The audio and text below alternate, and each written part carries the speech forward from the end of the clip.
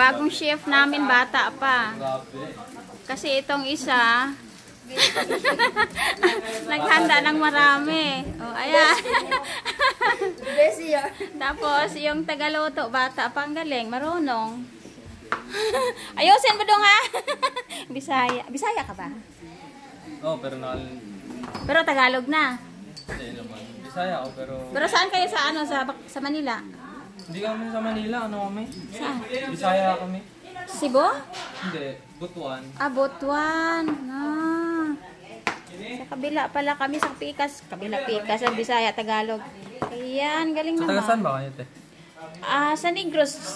Negros kami. Tapos, naglipad sa Manila, naghanap buhay. Ah. Ayun, tumanda kami sa Manila. Tapos ngayon, nakadating ng Denmark.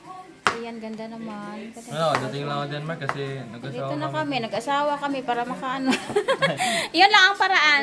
Yung paraan din eh. Kasi tumandang dalaga na kami doon, wala kaming asawa. Ayun, dito pala yung swerte. Dito pala yung ano, no? Oo, 41 na ako eh. Nakakita sa kumbana. 41. Kung hindi uso yung dating online, hindi ako makatagpo. Ay, dating online. Wala mang swerte sa ano sa Pinoy. Hindi naman sasabi na maarte. Wala eh, wala talaga eh. Online ka pala, te?